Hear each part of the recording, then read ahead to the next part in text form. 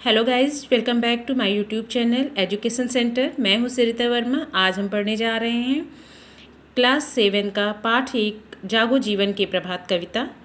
ये कविता जयशंकर प्रसाद जी ने लिखी है। जयशंकर प्रसाद हिंदी काव्य के बहुत ही उत्कृष्ट कवि रहे हैं और इन्होंने प्रकृति पर असंख्य रचनाएं की हैं, जो कि हमें प्रकृति के माध्यम से मानव जीवन में एक नया संचार लाने के लिए प्रेरित करता है।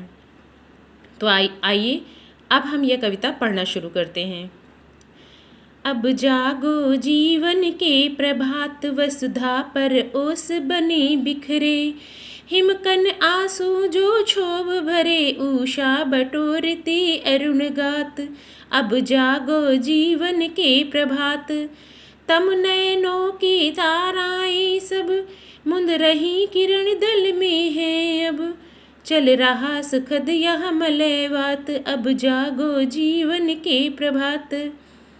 रजनी की लाज समेटो तो कल रो से उठकर भेटो तो, अरुणाचल में चल रही बात, अब जागो जीवन के प्रभात। तो हम देखते हैं कि बहुत ही सुंदर कविता है, जिसमें प्रकृति के माध्यम से कवि ने मानव जीवन को उठकर अपना आलस्य त्याग कर अपने जीवन के लक्ष्य को प्राप्त करने के लिए निरंतर अग्रसर रहने के लिए प्रेरणा दी है। इस कविता में कवि ने मनुष्य के लिए एक जागरण की अवस्था को पेश किया है। इसमें कवि कहता है कि अब उठो और अपने अज्ञान रूपी अंधकार को मिटाकर ज्ञान रूपी प्रकाश को फैलाओ और उसको अपने जीवन में जगह दो। अब जागो जीवन के प्रभात, वसुधा पर ओस बने बिखरे, हिमकन आंसू जो क्षोभ भरे, उषा बटोरती अरुण गात। कवि कह रहा है कि हे मनुष्य, अब उठो, अब मत सो।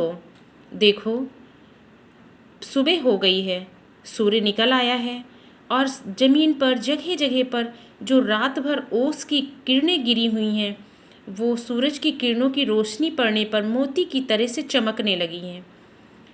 और जो सुबह सुबह सूरज की किरणें निकली हैं, उन किरणों के दल से वो समस्त ओस के कण समिटते से नजर आ रहे हैं, अर्थात किरणों की गर्मी से वे वाष्प बनकर उड़ने लगे हैं। इसलिए हे मनुष्य, अब उठो, अब सो मत और अपने जीवन में जागरण को अवसर दो, ताकि तुम अपने जीवन के लक्ष्य को प्राप्त कर सको। इसी कविता को हम एक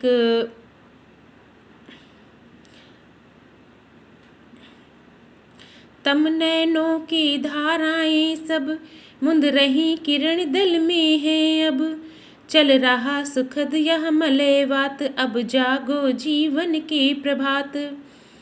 कवि कह रहा है कि तम नयनों की ताराएं सब, तम मीन्स अंधेरा, नैनो मीन्स नयन, यानी रात्रि के अंधेरे में जैसे हम परेशान होकर रोते हैं, परेशान होते हैं, वैसे ही रात के अंधेरे में जो तारागण का समूह था वह समस्त अब मुंद गया है। किसके नीचे मुंद गया है? किरण दल के नीचे।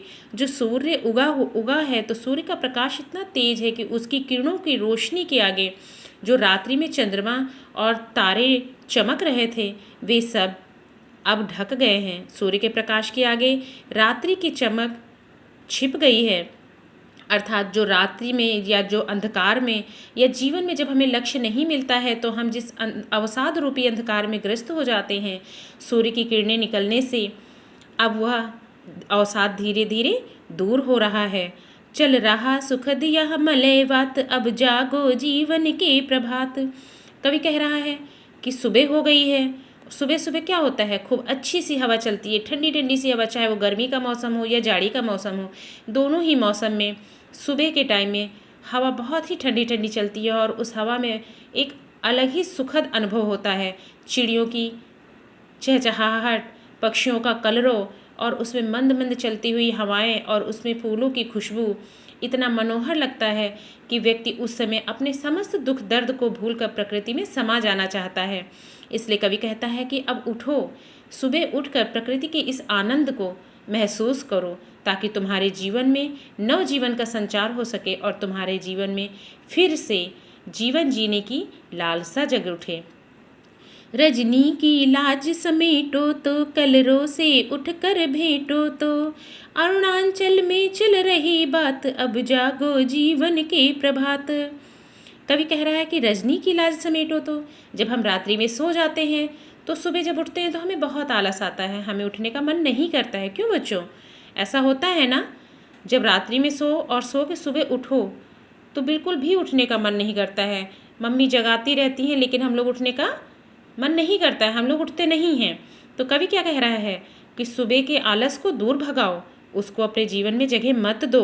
कलरों से उठकर भेंटो तो, देखो चिड़िया कितनी सुबह सुबह उठ जाती हैं, सारे पक्षी उठ गए हैं और सारे पक्षी आकाश में दूर दूर तक उड़ आए हैं। कुछ अपने दाना को चुगने गए हैं, कुछ अपने लिए भोजन तलाशने गए हैं और कुछ मस्त हवा का आनंद ले रहे हैं।